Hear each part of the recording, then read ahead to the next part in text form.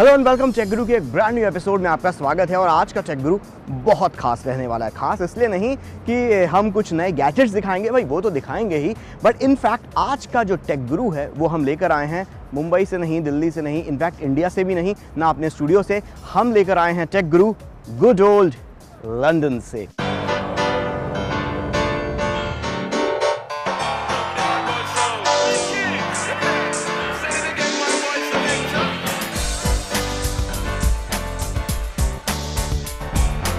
आज के एपिसोड में हम लंदन में तो घूमते फिरते रहेंगे ही, साथ में कुछ गैजेट्स का रिव्यू भी करेंगे, जिसमें होगा मोटो एक्स स्मार्टफोन का रिव्यू टेक गुरु पर दिखाएंगे। इसके साथ ही सोनी का latest digicam Sony RX100 MK3।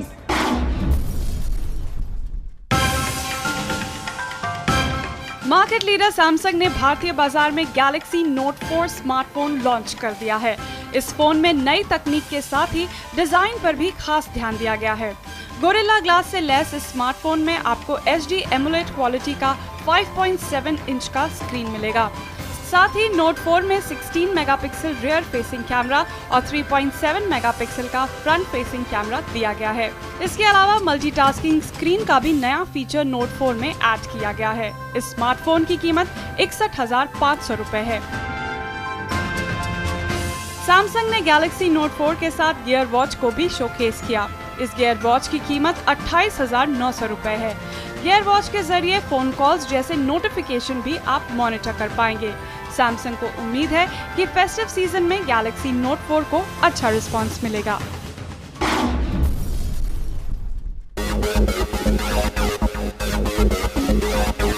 CNBC आवाज की टेक गुरु टीम ने आधी रात में शहर के अलग अलग इलेक्ट्रॉनिक स्टोर्स में जाकर ये जानने की कोशिश की कि आखिर भारत में एप्पल के कितने दीवाने हैं जो आधी रात में भी अपने नए iPhone 6 को खरीदने को पहुंच रहे हैं। और नतीजे इतने बुरे भी नहीं रहे। कहीं बर्थडे के मौके पर आईफोन गिफ्ट किए जा रहे थे, तो कहीं किसी का ये पहला आईफोन था। दुनिया में बहुत कम लोग खुशकिस्मत होते हैं, और खुशकिस्मत जो होते हैं ना, वो इस तरीके से स्माइल करते हैं। मेरे साथ है इस वक्त आईफोन खरीदने वाली पहली कस्टमर मुंबई से नायशा जोशी, जिनको आईफोन कौन सा लिया? आईफोन 6 और सिल्वर। कैसा लग रहा है? Awesome, seriously, I'm so happy. I just love it. I think every single person living in this world needs to buy this phone. तो कोई एंड्रॉइड से स्विच करके आईफोन के जहाज पर सवार हो रहा था। सैमसंग का फ़ोन यूज़ करता था, लेकिन सैमसंग में थोड़ा प्रॉब्लम होने की वजह से मेरे को आईफोन का बहुत ज़रूरत था। जो 10,000 में बुकिंग हो रही थी, तो मैंने 15,000 पे किया और बुकिंग करा है। और उन्होंने बोला कि 17 में सर आपका मिल जाएगा। तो देखिए आज 17 है, 12 o'clock को मेरे हाथ में मेरे मोबाइल। इन शॉर्ट, एप्पल के आईफोन के बारे में इतना कहना ठीक होगा कि भले ही ये आधे लाख का फ़ोन हो, कंपटीशन के मुकाबले आईफोन में लाख कमियां हों, पर फिर भी इस फोन में कुछ तो ऐसा जादू है जिसके कारण लोग इसे पाना चाहते हैं। यह है iPad फैमिली का सबसे नया मेंबर iPad Air 2। पेंसिल से भी ज्यादा पतला और वजन में आधे किलो से भी कम। iPad Air 2 दुनिया का सबसे पतला टैबलेट कंप्यूटर है। मोटाई में ये पहले iPad के मुकाबले आधा है। इस बार एप्पल ने अपने iPads में टच ID फिंगरप्रिंट स्कैनर दिया है, जिससे ये और भी ज्यादा सेफ एंड सिक्योर हो गया है, क्योंकि आपके फिंगरप्रिंट के बगैर अब iPad को खोला नहीं जा सकेगा। इसके साथ ही iPad Air 2 में Apple Pay को भी इंट्रोड्यूस किया गया है, जिसकी मदद से अब आप ऑनलाइन ट्रांजैक्शंस भी कर पाएंगे। फीचर्स के मामले में iPad Air 2 में कई नई चीजें जोड़ी गई हैं, जैसे इस बार इसमें 8 मेगापिक्सल आईसाइट कैमरा दिया गया है, जिससे आप न सिर्फ अच्छे फोटोग्राफ्स ले सकते हैं, बल्कि स्लो मोशन और टाइम लैप्स वीडियोस भी ले सकते हैं। अब तक ये फीचर iPhone 5s और उसके बाद के आईफोन्स में ही था, पर अब नया iPad अच्छी फोटोग्राफी भी कर सकेगा। नई iPad Air 2 में स्क्रीन को भी नए तरीके से ही डिजाइन किया गया है, जिससे न सिर्फ ये और ज्यादा पतली बनी है, बल्कि स्क्रीन की क्वालिटी में भी सुधार हुआ है। नया iPad अब एप्पल के नए सेकेंड जनरेशन 64-बिट आर्किटेक्चर वाले A8X प्रोसेसर और M8 GPU के कॉम्बिनेशन पर चलेगा, जिससे ये ओरिजिनल iPad के मुकाबले 12 गुना ज्यादा फास्ट परफॉर्मेंस देगा। साथ ही इसकी बैटरी भी 10 घंटे तक साथ देगी। iPad Air 2 के अलावा एप्पल ने iPad mini 3 को भी लॉन्च किया, पर फीचर्स और परफॉर्मेंस के मामले में iPad mini 3 अपने पिछले वर्जन जैसा ही है, बस इसमें इस बार फिंगरप्रिंट स्कैनर दिया गया है और ये 3 अलग-अलग रंगों में आएगा जिसमें गोल्ड भी शामिल है। iPad Air 2 के वाईफाई ओनली वर्जन के दाम 35,900 रुपए से शुरू होंगे और वाईफाई प्लस सेलुलर वर्जन की कीमत लगभग 60,000 रुपए तक होगी। वहीं iPad mini 3 के दाम 28,900 से शुरू होंगे और इसके सेलुलर मॉडल के दाम 38,900 रुपए से शुरू होंगे। भारत में इसके लॉन्च डेट्स के बारे में कोई खुलासा नहीं हुआ है, पर उम्मीद है कि अगले महीने के अंत तक iPad के ये दोनों मॉडल्स भारत में दस्तक दे देंगे। पर कवर स्टोरी जो इस बार की जो मेन स्टोरी टेक गुरु पर है वो है Lenovo का एक ऐसा हाइब्रिड कंप्यूटर जिसके लॉन्च इवेंट के लिए मैं यहाँ पर लंदन में आया हुआ हूँ। तो क्या है Lenovo के इस खास हाइब्रिड कंप्यूटर की खासियतें, आइए देखिए।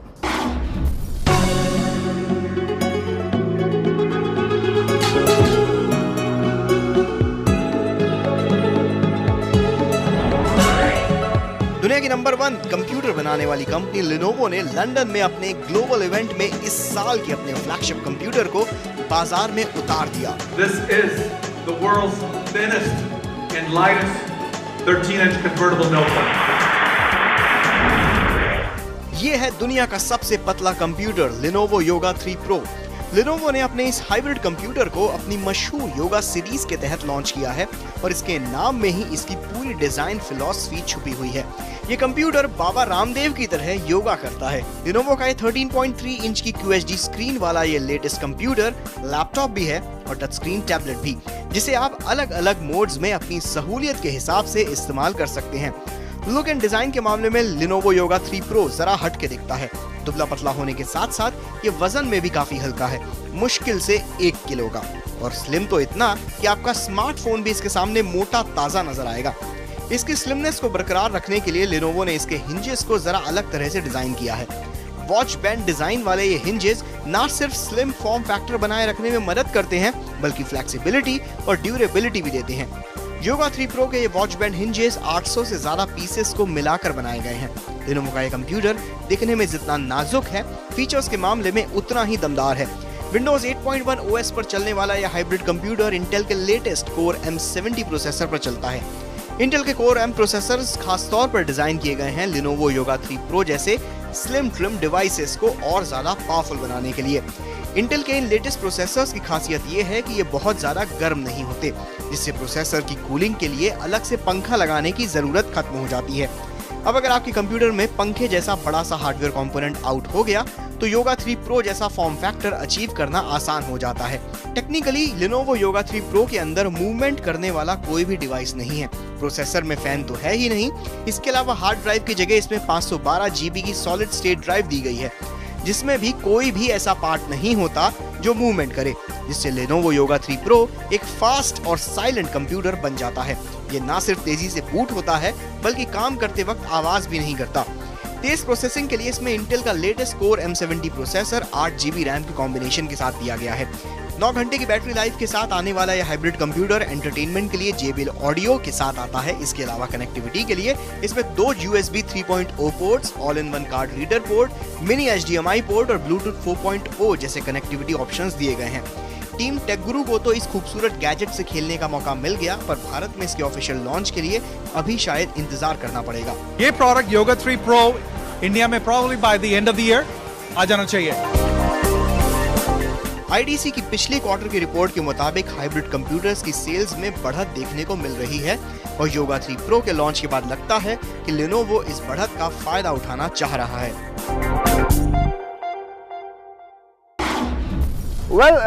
टेक गुरु पे मैं पहले भी कई बार कह चुका हूं कि हाइब्रिड या कन्वर्टेबल कंप्यूटर्स जो हैं, ये जो कैटेगरी है, ये कंप्यूटिंग का फ्यूचर हो सकता है। फॉर एग्जांपल आपने जैसे देखा Lenovo Yoga 3 Pro, ये टैबलेट भी है, ये एक लैपटॉप भी है और अपने अलग अलग मोड्स में अलग अलग यूजेस के हिसाब से ये कन्वर्ट हो सकता है और आपके यूजेस को परफेक्ट बना सकता है। पर यहाँ पर अच्छी चीज़ एक ये है कि बेसिकली ये लैपटॉप भी है, ये टैबलेट भी है। जब आपको एक मीडिया कंजम्पशन करना है तो इसको टैबलेट मोड में आप इसको इस्तेमाल कर सकते हैं, पर वहीं जब आपको कंटेंट क्रिएट करना है तो लैपटॉप मोड में काफ़ी अच्छा सिद्ध हो सकता है। इसके अलावा Lenovo आने वाले दिनों में कई और तरीके के टैबलेट कंप्यूटर्स और हाइब्रिड कंप्यूटर्स लॉन्च करेगा, जिसके बारे में मैं आपको पल पल की खबर देता रहूँगा।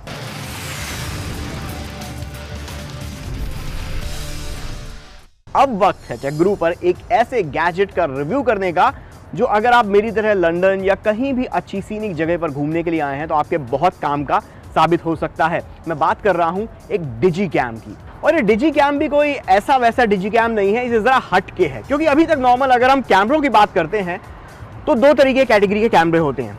एक तो वो कैमरे जो साइज में पोर्टेबल होते हैं पर उनकी इमेज क्वालिटी उतनी अच्छी नहीं होती, और दूसरी कैटेगरी उन कैमरे की होती है जो साइज में एकदम भारी भरकम किसी पहलवान की तरह होते हैं, जिन्हें हम आमतौर पे DSLR कैमरा कहते हैं। बट उनकी इमेज क्वालिटी तो अच्छी होती है पर पोर्टेबिलिटी में वो मात खा जाते हैं।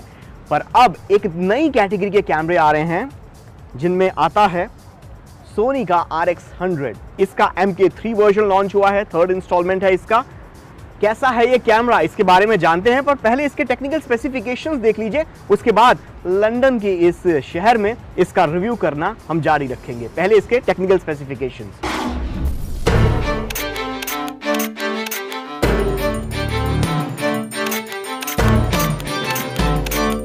पेश है Soni RX100 MK3 point and shoot कैमरों का सरताज। और हम इसे सरताज का खिताब इसलिए दे रहे हैं क्योंकि सोनी RX100 के वर्जन 1 को हमने टेक गुरु पर 2 साल पहले compact camera off the year का खिताब दिया था। सोनी RX100 का लेटेस्ट वर्जन भी इस खिताब को पाने का पूरा मादा रखता है। सोनी ने इसमें 20.1 मेगापिक्सल का XMOR-R सेंसर दिया है, वो भी पूरे 1 इंच के साइज का, जो कैमरा टेक्नोलॉजी की दुनिया में इस तरह के छोटे फॉर्म फैक्टर वाले कैमरे के लिए किसी चमत्कार से कम नहीं है। और RX100 MK3 के इस बड़े इमेज सेंसर के कारण ही ये कैमरा टफ से टफ लाइट कंडीशंस में भी अच्छे फोटोग्राफ्स लेने की काबिलियत रखता है।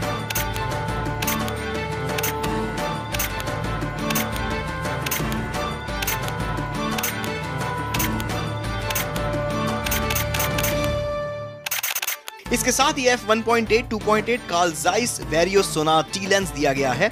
2470 mm जूम लेंस के साथ अच्छी फ्रेम कंपोज करने के लिए 3 इंच की 180 डिग्री तक स्विवल करने वाली LCD स्क्रीन दी गई है, जिससे अच्छे सेल्फीज भी लिए जा सकते हैं। इसकी स्विवल स्क्रीन में टच नहीं दिया गया है, जो शायद कुछ लोगों को पसंद ना आए, बट पर्सनली स्पीकिंग मुझे कैमरे में इस तरीके के डायल्स अच्छे लगते हैं, क्योंकि भाई कैमरा जैसा लगना चाहिए। अगर हर जगह टच स्क्रीन दे दिया तो फिर डिजी कैम लेने का क्या मतलब यार, कैमरा फोन ले लो ना। फोटो कंपोज करने के लिए LCD स्क्रीन के अलावा इसमें इलेक्ट्रॉनिक व्यू फाइंडर भी दिया गया है। अच्छे फोटोग्राफ्स लेने के साथ साथ सोनी RX100 MK3 से फुल HD वीडियो रिकॉर्डिंग भी की जा सकती है। लगभग आधे दिन से ज्यादा हो चुका है सोनी RX100 MK3 से फोटोग्राफी करते हुए, बट इसकी बैटरी लाइफ तो बहुत तगड़ी लग रही है, बिकॉज अभी भी इसकी बैटरी काफी बची हुई है और ये कह रही है बार बार कि die another day. Sony RX100 MK3 smart device भी है। इसमें फोटो शेयरिंग के लिए NFC और वाईफाई जैसी टेक्नोलॉजीज इनबिल्ट देकर रखी गई हैं, जिनसे आप अपने स्मार्टफोन से इसे कनेक्ट कर सकते हैं। इसके साथ ही RX100 MK3 में ढेरों फोटोग्राफी मोड्स दे रखे हैं, जिससे आप कई तरह के फोटोग्राफी ट्रिक्स आजमा सकते हैं। इसका स्वीप पैनोरामा मोड इस्तेमाल करने में आसान तो है ही, रिजल्ट भी काफी अच्छा आता है। मैनुअल कंट्रोल्स होने के कारण फोटोग्राफी एंथुजियास्ट को भी ये काफी पसंद आएगा। पर RX100 MK3 की सबसे बड़ी ताकत इसका छोटा फॉर्म फैक्टर है, जिसे कॉम्प्लीमेंट करती है इसकी जबरदस्त इमेज क्वालिटी, जो इतने छोटे फॉर्म फैक्टर में आज तक किसी भी कैमरे को नसीब नहीं हुई। सोनी RX100 MK3 जितना भारी भरकम अपने फीचर्स के डिपार्टमेंट में है, उतना ही भारी भरकम कीमत के लिहाज से भी है। इसके दाम है लगभग 55,000 रुपए।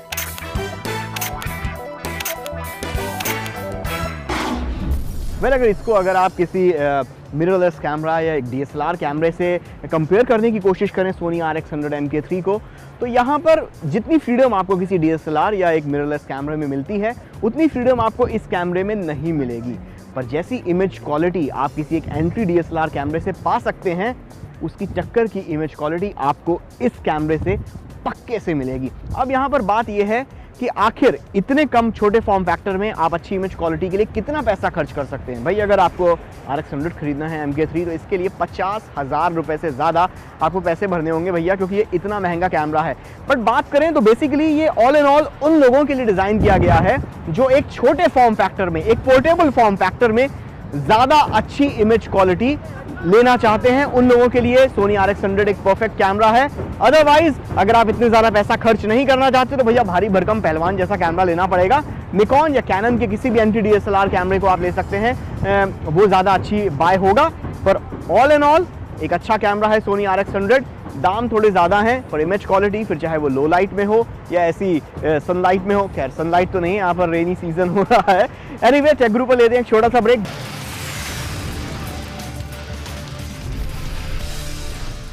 वेलकम बैक, आप देख रहे हैं टेक गुरु का ये इंटरनेशनल एपिसोड जो हम लेकर आ रहे हैं आपके लिए लंदन से। और मैं इस वक्त खड़ा हुआ हूँ लंदन के मशहूर ट्रफालगर स्क्वायर में, जहाँ पर ये नेशनल गैलरी है। और खैर ये घूमने फिरने की बातें तो चलती रहेंगी, अभी वक्त है एक ऐसे गैजेट को रिव्यू करने का जो है मोटो एक्स विथ मोटो डिम्पल। पिछले साल मोटोरोला ने लॉन्च किया था मोटो एक्स, जिसने मोटोरोला की स्टोरी को रिवाइव कर दिया था और सालों बाद मोटोरोला को स्मार्टफोन्स की दौड़ में एक बार फिर से वापस ला दिया था। अब इस साल मोटोरोला ने लॉन्च किया है मोटो एक्स का 2014 एडिशन। 4.7 इंच की 720p एमोलेड स्क्रीन को बढ़ाकर इस बार मोटो एक्स के 2014 एडिशन में 5.2 इंच की फुल एचडी स्क्रीन दी गई है। कलर्स हो या कॉन्ट्रास्ट या फिर कलर रिप्रोडक्शन, सब कुछ ज्यादा बेहतर है पिछले वर्जन के मुकाबले। इस फोन के दिल के अंदर धड़कता है स्नैपड्रैगन 801 चिपसेट का क्रेट 400 क्वाड-कोर प्रोसेसर, जिसे 2.5 गीगाहर्ट्ज की स्पीड पे क्लॉक्ड किया गया है। इस प्रोसेसर का साथ देती है इसमें दी गई 2GB रैम और Adreno 330 ग्राफिक्स प्रोसेसिंग यूनिट। लेकिन पिछले साल की ही तरह इस फोन की हाईलाइट है इसका हैवी कस्टमाइजेशन और फालतू के ब्लोटवेयर्स की जंजीरों से मुक्त इसका near to stock Android KitKat 4.4.4 operating system, जो फोन की मेमोरी कम खाता है। नतीजा होता है इसका यूजर इंटरफेस जो एकदम मक्खन चलता है। मोटो एक्स के इस नए अवतार को एक और फीचर काफी यूनिक बनाता है, क्योंकि ये पहला ऐसा फोन है जिसकी स्क्रीन के चारों कोनों पर 4 अलग अलग इंफ्रारेड सेंसर्स दिए गए हैं जो आपके हैंड जेस्चर्स को पहचानते हैं और इनकी मदद से आप अपने फोन को ना सिर्फ वेकअप कर सकते हैं बल्कि अपने नोटिफिकेशंस भी चेक कर सकते हैं, वो भी बिना फोन को हाथ लगाए। लेकिन मोटो एक्स की सबसे बड़ी खूबी इसका वॉइस असिस्टेंस फीचर है गूगल नाउ का, जो खास तौर पर मोटो एक्स के अंदर आया है। इसके प्रोसेसर के अंदर एक अलग से कोर डेडिकेटेड दिया गया है जो सिर्फ हर वक्त आपकी आवाज सुनने को बेताब रहता है। इसके साथ ही मोटो असिस्ट, मोटो डिस्प्ले बैकग्राउंड में चल के आपके एक्सपीरियंस को और भी बेहतर बनाता जाता है। फोन के डिजाइन में भी थोड़े बहुत बदलाव किए गए हैं, जैसे कि इसके बिजल्स को और ज्यादा स्लिम बनाया गया है, क्लिकी बटन्स हैं, फ्रंट फेसिंग स्पीकर ग्रिल्स हैं, कर्व्ड बैक है और कस्टमाइजेबिलिटी के साथ मोटो एक्स सेकंड जनरेशन के डिजाइन एलिमेंट्स काफी अच्छे लगते हैं। मोटो एक्स के 2014 एडिशन में दिया गया है 13 मेगापिक्सल का प्राइमरी ऑटो फोकस कैमरा, जो 4K और 1080p slow motion video capturing capability भी रखता है। पिछले साल के मोटो एक्स के मुकाबले कैमरा के मेगापिक्सल काउंट तो बढ़ा है, साथ ही दिया गया है डुअल LED रिंग फ्लैश और 2 मेगापिक्सल का फ्रंट फेसिंग कैमरा। सीधे तरीके से बात करें तो मोटो एक्स का कैमरा टारगेट हिट नहीं कर पाता अपनी एवरेज परफॉर्मेंस के साथ। मोटो एक्स के 2014 एडिशन में एक्सपेंडेबल स्टोरेज का ऑप्शन भी नहीं दिया गया है। मोटो एक्स 2014 एडिशन के दाम है 31,999 रुपए, जिसे आप flipkart.com से एक्सक्लूसिव खरीद सकते हैं। परफॉर्मेंस वाइज अगर देखी जाए, not just look wise, performance wise भी मोटो एक्स के 2014 एडिशन में काफ़ी चेंजेस किए गए हैं। नया क्वाड-कोर प्रोसेसर ज़्यादा अच्छी परफॉर्मेंस देता है, एकदम मक्खन चलता है, मल्टीटास्किंग के वक्त भी कहीं पर कोई दिक्कत नहीं होती। और इसमें एक चीज़ जो अच्छी है, जो सारे मोटो डिवाइसेस में है, इनफैक्ट फिर चाहे वो मोटो जी हो, ई हो या फिर मोटो एक्स हो, कि गूगल बाबा का आशीर्वाद इसके ऊपर बिल्कुल अच्छी तरीके से बरसता है हर वक्त। तो इनफैक्ट ये अभी तो एंड्रॉयड के लेटेस्ट एडिशन पे चलता है KitKat के ऊपर, पर आने वाले दिनों में जब एंड्रॉयड का एंड्रॉयड L ऑपरेटिंग सिस्टम आएगा तो मोटो एक्स पर आप उसको भी अपग्रेड कर पाएंगे। पर क्या इसमें सारी चीज़ें अच्छी हैं? 31,999 रुपये इसकी कीमत ज़रूर है, पर उस हिसाब से जो इसके अंदर 13 मेगापिक्सल कैमरा दिया गया है उसकी क्वालिटी कुछ खास नहीं है। बट ओवरऑल अगर देखा जाए 31,000 रुपये में, 31,999 रुपये में ये एक अच्छा फ्लैगशिप डिवाइस है, क्योंकि बाकी और किसी भी कंपनी का फ्लैगशिप डिवाइस आपको इतने कम दाम पर नहीं मिलेगा। फीचर्स काफ़ी अच्छे हैं, दिखने में काफ़ी अच्छा है और एंड्रॉयड के अपडेट्स इस पर रेगुलरली आपको मिलते रहेंगे, वो एक काफ़ी बड़ा प्लस पॉइंट है। बस तो टेक गुरु पर मोटो एक्स को मैं देता हूं पिक। और अब वक्त है टेक गुरु में टाटा अलविदा गुड बाय कहने का। भाई लंदन का आपको ये एपिसोड जो हम लंदन से खास आपके लिए लेकर आए हैं, टेक गुरु का इंटरनेशनल एपिसोड, आपको कैसा लगा ये हमें ज़रूर अपना फीडबैक दीजिएगा। बिकॉज सच्ची बात बोलूँ ना एकदम दिल से, तो बगैर आपके फीडबैक के टेक गुरु का एक भी एपिसोड अच्छे से ना बन सकता है, ना ही अच्छा ऑन एयर जा सकता है। तो आप अपने फीडबैक हमारे सभी सोशल नेटवर्किंग साइट्स पर देते रहिए, फिर चाहे वो फेसबुक का हमारा ऑफिशियल पेज हो या फिर ट्विटर या इंस्टाग्राम पर आप मुझे और टेक गुरु की पूरी टीम को फॉलो कर सकते हैं। तो टेक गुरु के इस एपिसोड में बस इतना ही, अगले हफ्ते फिर मिलेंगे, तब तक के लिए स्टे कनेक्टेड।